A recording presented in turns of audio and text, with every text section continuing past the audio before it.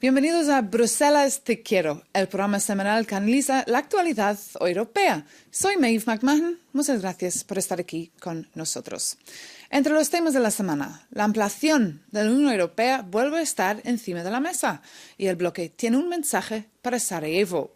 Las conversaciones pueden comenzar. Pero primero se tiene que llevar a cabo reformas. Ahora que se acercan las elecciones europeas, nos preguntamos hasta qué punto quieren los ciudadanos de la Unión Europea que el bloque sea más grande. Además, se habla mucho de una Unión Europea más grande y poblada, pero ¿qué significará eso en el día a día? ¿Más miembros quiere decir más ventajas o más disputas? ¿Cuántos más mejor o serán multitud? Quizás no sea Bosnia, sino la propia Unión Europea, lo que necesita una reforma, revisando incluso los tratados. Esta semana nos acompañan Dominic Ruiz de Veza, eurodiputado de los Socialistas y Demócratas, Berta López Domenech, del Centro de Políticas Europeas, y Enrique Cerveto, corresponsal del ABC aquí en Bruselas. Gracias por estar aquí con nosotros, como siempre.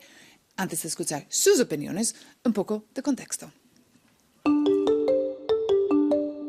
8 años después de que Bosnia y Herzegovina solicitara la adhesión, la Unión Europea ha aceptado iniciar conversaciones.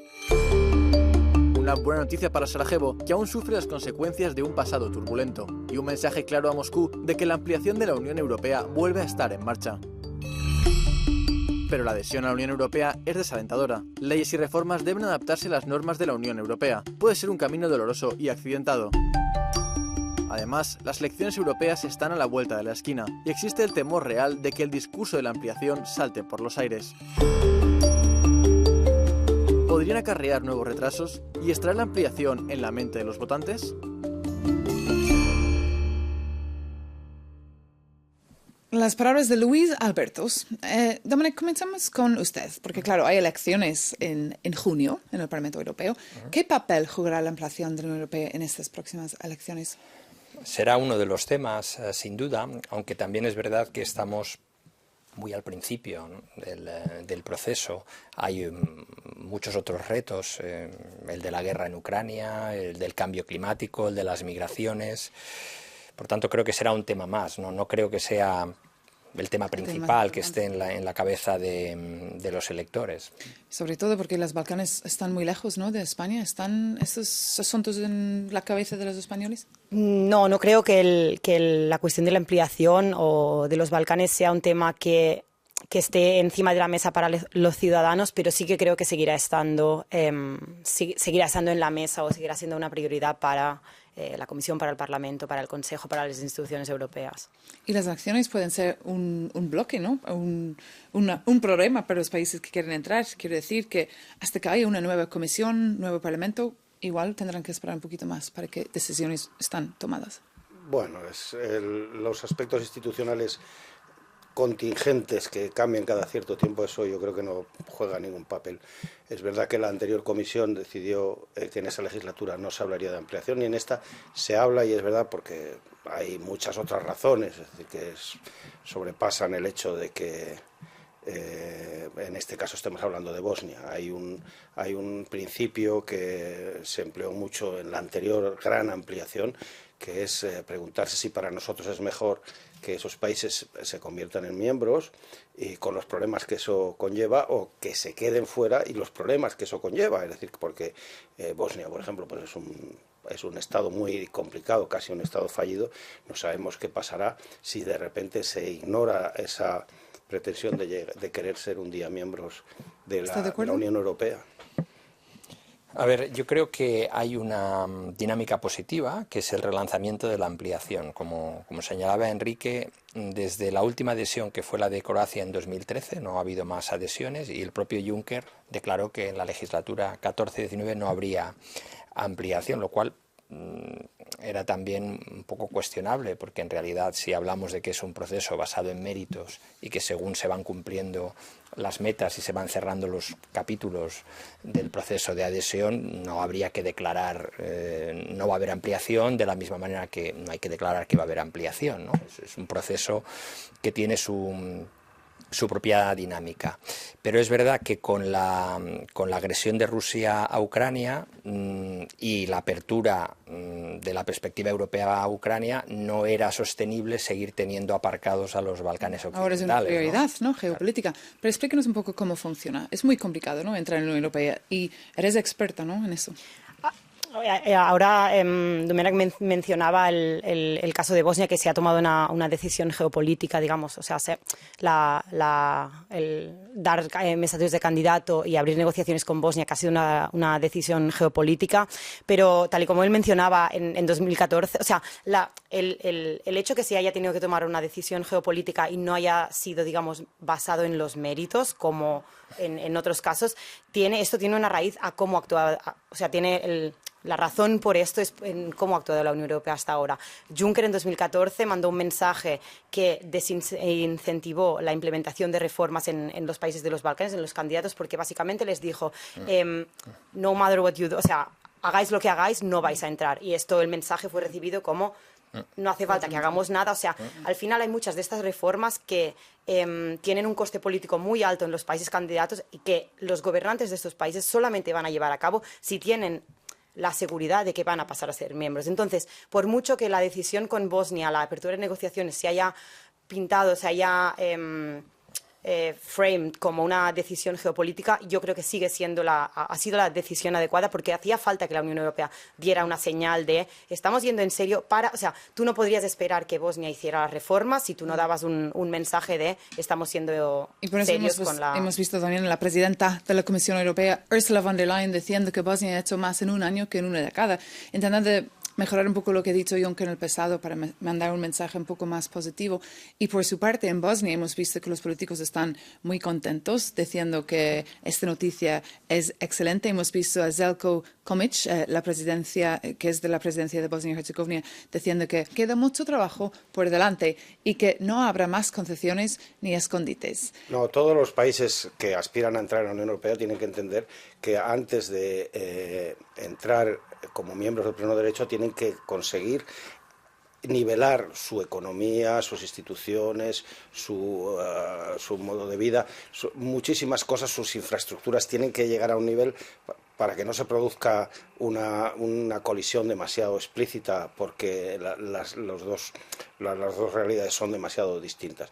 Ya es muy flexible la Unión Europea con estos, pero obviamente todo tiene que pasar por los méritos y por las condiciones, y por las condiciones políticas también, porque ahora no lo menciona nadie, pero de repente algún día van a aparecer también los turcos para decir que ellos llevan muchos años haciendo de verdad reformas y no les hacemos ni. Pero esa idea de lo que tiene que cambiar su modo de vida, ¿está de acuerdo con lo que está diciendo Enrique? Bueno, es que con esta trade-off entre merit-based y decisión geopolítica es en cierto modo falsa, porque obviamente el proceso de enlargement tiene una vertiente que es técnica y que es merit-based, y la otra que es política. Y el claro ejemplo es Macedonia del Norte. O sea, en el caso de Macedonia del Norte, que es de hecho el no haber dejado avanzar con Macedonia del Norte hizo mucho daño a la imagen y a la credibilidad de la Unión Europea en toda la región, y desincentivó muchísimo también la implementación de reformas. En el caso de Macedonia del Norte, estaba preparada para abrir negociaciones, y fueron países de la Unión Europea unilateralmente que decidieron bloquearlo por cuestiones que no tenían nada que ver, bueno, y siguen haciéndolo, que no tenían nada que ver con el proceso merit-based. Es decir, poner, digamos, toda la culpa en los Balcanes no han hecho su trabajo, en parte sí, pero en parte la Unión Europea tampoco ha hecho el trabajo con el cual se había comprometido a hacer. Y en Albania también, y otros países están preocupados que Ucrania va a saltar también la cola, que ellos llevan muchos años esperando, y ahora Ucrania puede saltar la cola y tiene mucho más ayuda también de la Comisión para preparar todas las cosas que tiene que preparar. Ciertamente Ucrania es un caso especial, también al mismo tiempo ha sido el catalizador, también en positivo, para, como decía antes, relanzar la perspectiva de los Balcanes occidentales, que estaban indefinidamente en la sala de espera, podemos decir. Sí me gustaría contestar a lo que decía Enrique sobre Turquía, porque yo creo que Turquía sí que está fuera ahora mismo de cualquier perspectiva por la deriva autoritaria de Erdogan, aunque bueno, ha anunciado que no se volverá a presentar, pero todavía le quedan unos años en el poder y no sabemos quién vendrá después. porque realmente esta es una condición, digamos, sine qua non, ¿no? El que haya un funcionamiento democrático. Lo digo también para poner en valor el proceso de ampliación en sí mismo, porque supone expandir el ámbito de paz y democracia. Esto no debe ser un privilegio de los que ya estamos dentro.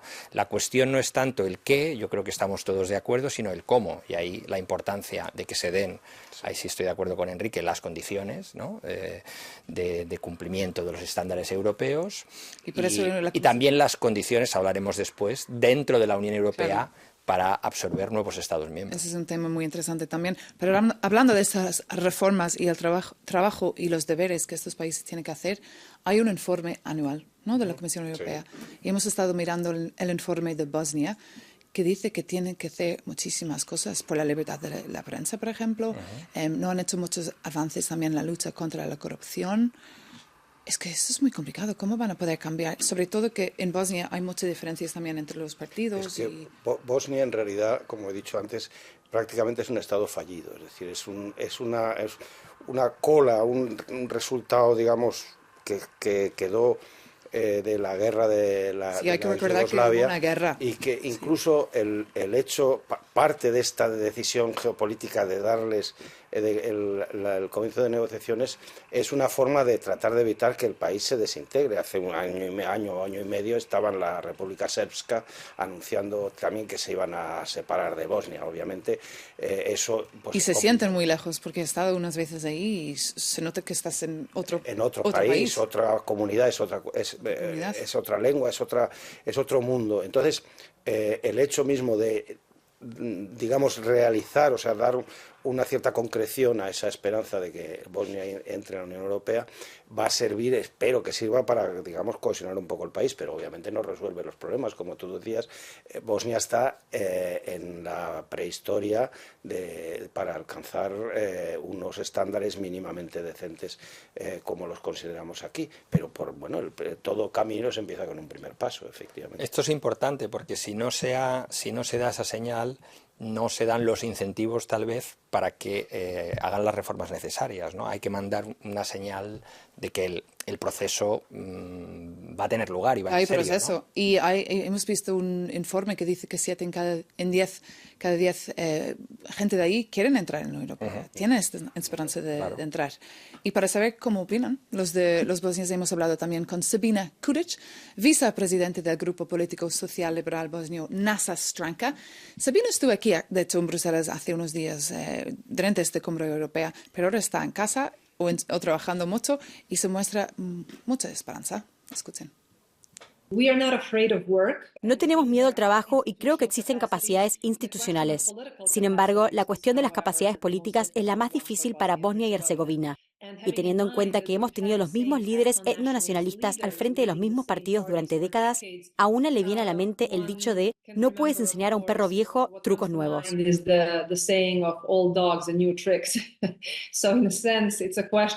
Así que, en cierto sentido, se trata de si podemos obligar a las viejas élites a practicar nuevos métodos. No tememos abrir la caja de Pandora de las cuestiones constitucionales de Bosnia y Herzegovina, por ejemplo, la aplicación de las decisiones del Tribunal Europeo de Derechos Humanos. También es un ejemplo para los ciudadanos de que existe la posibilidad de avanzar a pesar de las limitaciones de la Constitución y de que hay esperanza. Las palabras de Sabina Kudic. Es muy interesante porque, mencionando otra vez a Turquía es un caso en el que la aproximación a la Unión Europea, cuando parecía que era realista que entrasen, Turquía era una dictadura militar controlada por los militares, y entonces solo la aproximación del país a la Unión Europea de repente liberalizó muchísimos lazos, pero claro, eso tampoco garantiza que tengas un resultado bueno, porque esa libertad lo que condujo es a llevar a Erdogan al poder, que es ahora otro de los obstáculos que encontramos ahí. Pero vamos, ahí se ve muy bien claro que solo la aproximación a la Unión Europea ya libera muchísimas ataduras sociales, pero no garantiza que el resultado de ese movimiento vaya a ser lo que esperábamos. Sí, pero también dentro de la Unión Europea vemos en muchos países que hay fuerzas euroescépticas o incluso eurófobas en ascenso. Es decir, que eso es el funcionamiento de la democracia, ¿no? Y esa idea de esperanza, me gustaría volver a hablar de esta esperanza. Porque hemos estado mirando el Eurobarómetro de qué opinan los europeos sobre la ampliación de la Unión Europea y solo 5 en cada 10 quieren que esta ampliación funcione.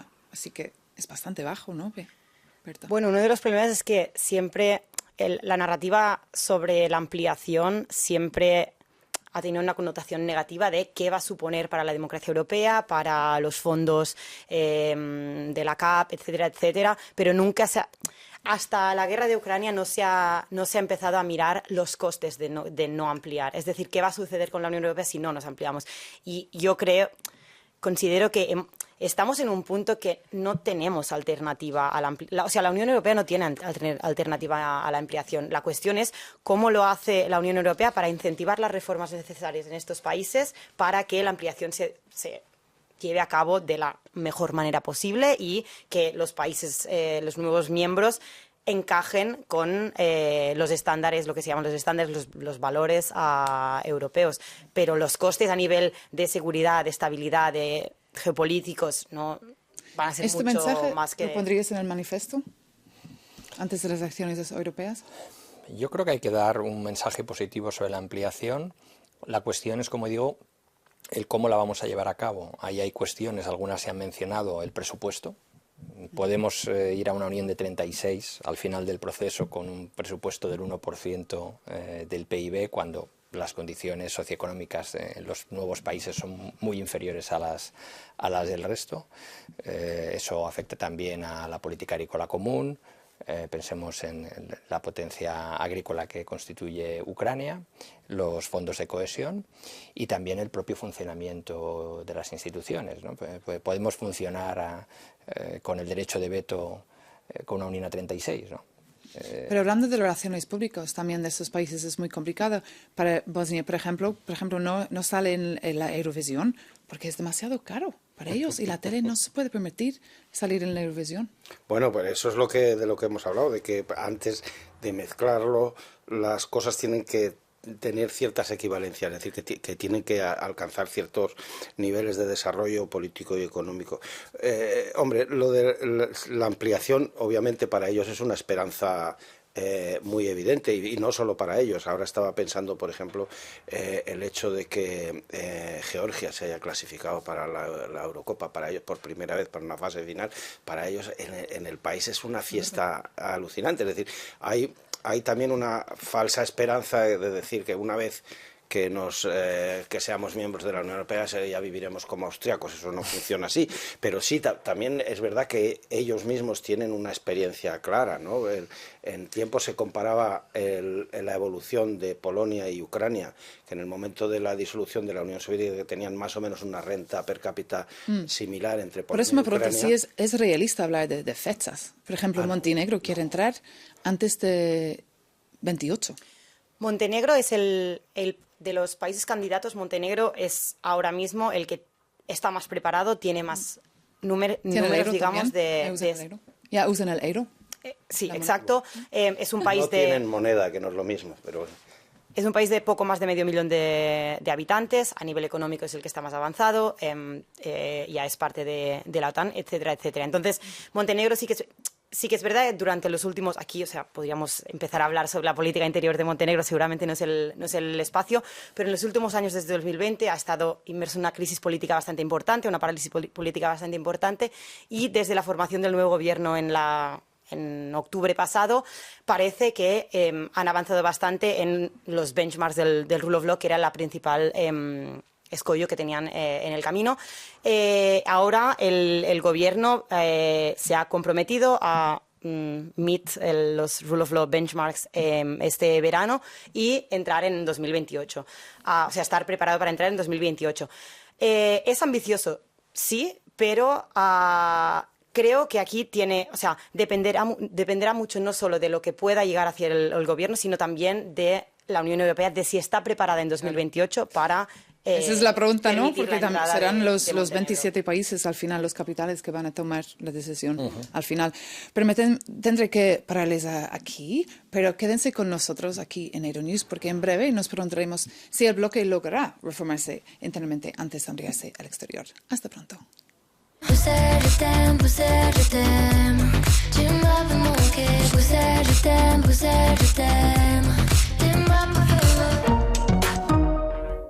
Bienvenidos de nuevo a Bruselas Te Quiero, el programa de Euronews sobre las noticias de Bruselas y más allá.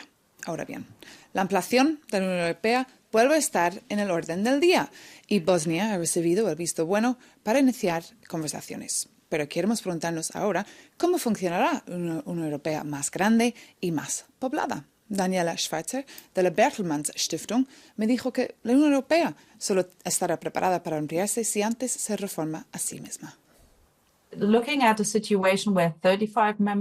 Si consideramos una situación en la que 35 miembros o incluso más podrían formar parte de la Unión Europea, es obvio que la toma de decisiones podría verse bloqueada con demasiada facilidad por vetos nacionales.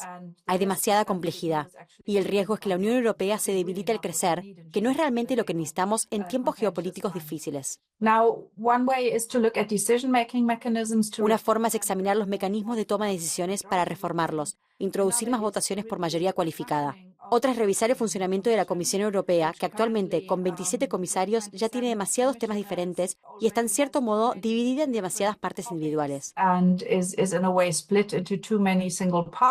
el informe que hemos redactado, encargado por los gobiernos francés y alemán, proponemos agrupar competencias, crear pequeños equipos, establecer algún tipo de jerarquía entre los comisarios, pero sin pedir a los Estados miembros que renuncien a su comisión. Las palabras de Daniela Schweitzer, y de hecho pone muchos asuntos sobre la mesa. Pero quiero empezar con usted, Dominic, porque en el Parlamento ha dicho muchísimas veces que no es sostenible plantear una ampliación en piloto automático sin adaptar nuestras instituciones. ¿Ha estado la Unión Europea un poco en este piloto automático durante demasiado tiempo?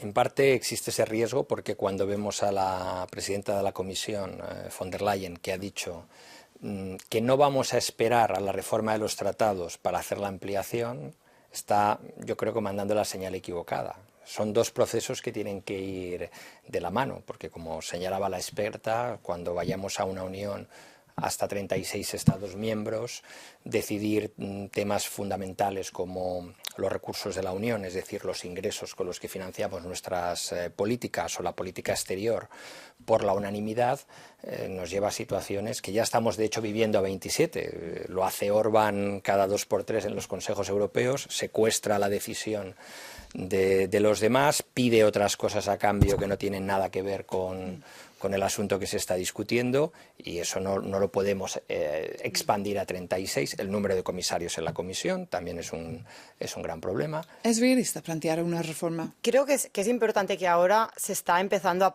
a plantear estos dos debates juntos, porque hasta ahora es verdad que había gente que se centraba mucho en la necesidad de reform y luego gente que estaba como focus en enlargement, y ahora creo que está bien también con la publicación de la comunicación de la Comisión, creo que era esta semana o la semana pasada, que es importante que se pongan juntos porque al final reformar la Unión es necesario para ampliarla, pero creo que hay un tema peligroso en este debate, que es utilizar la necesidad de reformar la Unión para ampliarse como justificación para no ampliar, en el sentido de decir, como aún no nos hemos reformado internamente, no podemos ampliar. Creo que esto sería un error y que estos dos procesos tienen que ir mano a mano, porque durante muchos años vimos como la justificación para no ampliar era la necesidad de further y hemos estado hablando deepening. Con el embajador de Montenegro. Pero no ha habido deepening. O sea, en los últimos años, claro, bueno, salvo el derivado ¿no? de las crisis como la de la pandemia del coronavirus y la guerra de Ucrania. Por esto mismo que durante mucho tiempo se ha utilizado. Bueno, Enrique, llevas años y años y años cubriendo la Unión Europea. Vamos a ver. ¿Qué tiene que decir? Aquí el hecho esencial es que este es un proyecto que no tiene referencias. Es decir, si supiéramos a dónde vamos, cuál es la meta final, que no lo sabemos. Esto es un experimento único en la historia del mundo. Nunca antes se había producido un proceso como este en el que distintas naciones se suman y tratan de buscar una solución, una fórmula, algo que vaya a dar en algo que no sabemos. cuando... Pero se basa en reformas, ¿no? Tampoco Un es así, proyecto, sí. Tampoco es así. La Declaración de Schuman lo dice claramente, que es que la CECA es el primer paso para una federación europea. La Unión Europea tiene una vocación federal desde el principio. Eso no... Y están en los tratados el principio de una unión cada vez más estrecha. Sí, pero no sabemos... Bueno, pero vamos a ver, no sabemos cómo va a ser. Es decir, no sabemos si se va a parecer a Estados Unidos, si se va a parecer a China, si se va a parecer a qué. No tenemos cuál es el modelo. Y de hecho, todo este debate de ampliación sí, ampliación no, surge cuando se toma conciencia de que es necesario, y en eso yo soy completamente partidario, es necesario replantearse ya el funcionamiento de la Unión Europea, porque estamos en un nivel en el que rozamos ya las afueras democráticas. Es decir, la Unión Europea, la Comisión, el Parlamento tiene ya un grado de poder lo suficiente como para que los ciudadanos puedan tener una capacidad un poco más allá de la que tienen ahora. Dominic, ¿es verdad lo que está diciendo? Para determinar si las políticas están bien o están mal. El problema vino Me gustaría saber su opinión. A ver. Bueno, yo como estaba señalando, creo que sí que hay una cierta dirección, pero... Sí, pero no sabemos cuál es la meta, no sabemos de qué color será. Bueno, bien, pero lo que yo digo. Sí, pero la dirección existe, porque tenemos esa hoja de ruta histórica en la integración europea, que se paró con el Tratado de Lisboa, porque el Tratado de Lisboa supuso un hito en ese momento que tenía, por cierto, lugar a la vez que la ampliación. Por eso lo que no puede pretender, es decir, en el año 2004 se produce la gran ampliación al este y no por casualidad, tiene lugar el proceso de la Constitución Europea que luego acaba siendo el Tratado de Lisboa. Es decir, ampliación y profundización tradicionalmente van de la mano. Ahora lo que von der Leyen quiere hacer es ampliación sin profundización. Y de hecho esa comunicación que has mencionado para mí es un absoluto desastre. Porque es una comunicación que no habla precisamente de la reforma de los tratados. Correcto. Esto es lo que iba a decir, que para mí es bueno que se junten los debates porque, tal y como ha dicho Domènec, ampliación... O sea, por eso decía al principio que es una falsa dicotomía entre ampliar o... Sí. Profundizar, gracias, porque siempre han ido de la mano. Cada ola de ampliación ha ido junto a una ola de integración. Por esto decía, no por el hecho de podemos ampliarnos sin reformarnos, al revés, de que van ambos de la mano y que pensar a uno sin al otro o utilizar uno de los procesos para frenar al otro es un error. Hemos llegado al final de este bloque que ha sido muy, muy interesante. Si quieren más información sobre todos estos temas, pueden mirar euronews.com. Pero muchas gracias a nuestros invitados, Domènec Ruiz de Besa, Berta López y Enrique Cerreto por sus palabras. Y a ustedes por vernos, como siempre. Hasta luego.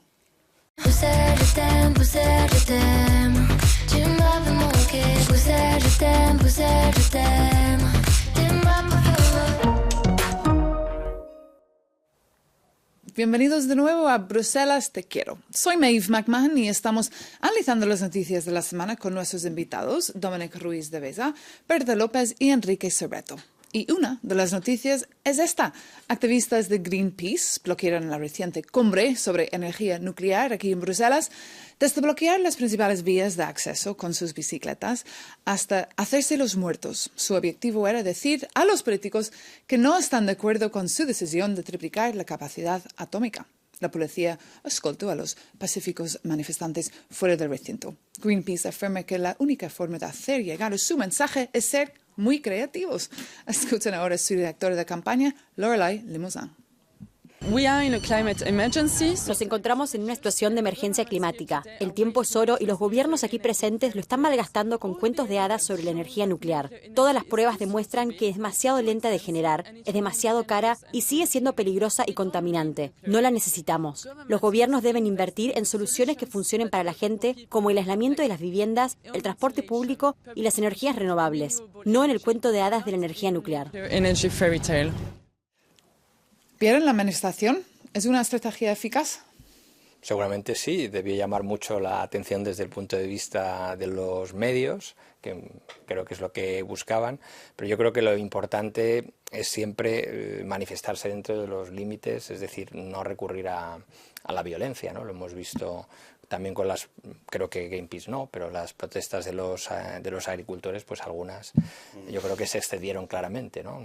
Entre traer los tractores a Bruselas y tirar la estatua de la Plaza de Luxemburgo, pues hay una diferencia. Bueno, al final como activistas tienes que hacer un balance o poner en una balanza para tener la mejor al final tú lo que buscas es que tener el apoyo de la gente, del público, y que los políticos se sienten a hablar contigo. Entonces, bueno, creo que es verdad que el tema de los agricultores al principio tenían mucho apoyo, luego a lo mejor hubo ciertas acciones, como ahora en el metro de Malbec también, que reducieron un poco el apoyo que tenían. Bueno, al final es poner una balanza ¿Y los políticos están escuchando a sus mensajes? Bueno, en algunos casos sí. Ahora que se acercan las elecciones se escuchan muchos mensajes. Pero el de los agricultores, desde luego, yo creo que sí que les han escuchado. Vamos, es evidente que les han escuchado porque han tomado decisiones a una velocidad que no se había visto nunca y en una dirección contraria. Ahora, yo estoy absolutamente en contra de este militantismo y de estas cosas. O sea, eso de tirar salsa de tomate a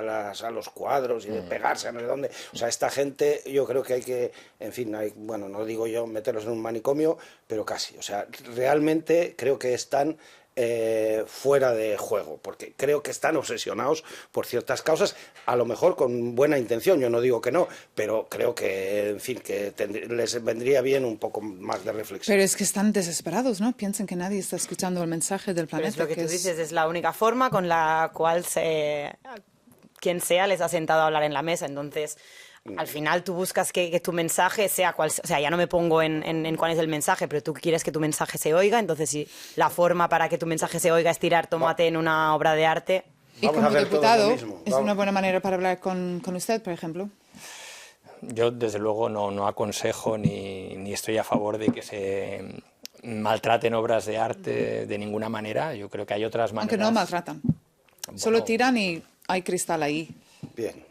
Bueno, en cualquier caso, ¿no? Yo creo que la obra de arte no tiene la culpa de que haya cambio climático, ¿no? Yo estoy totalmente a favor de que aumentemos las medidas contra el cambio climático, pero creo que hay otras maneras. Y hay muchas conferencias en Bruselas y ahora cada semana casi hay activistas que entran también y hacen una... ¿Te ha pasado a veces al IPC? No. Bueno, me temo que nos ha acabado el tiempo, pero muchísimas gracias a nuestros invitados, Dominic Ruiz de Beza, Berta López y Enrique Cerreto, por estar aquí con nosotros. Y gracias a ustedes por vernos, como siempre. Si tienen algún comentario sobre el programa, nuestra redacción de correo electrónico es bruselas.tequiero@euronews.com. También pueden encontrarnos en las redes sociales. Hasta pronto en Euronews.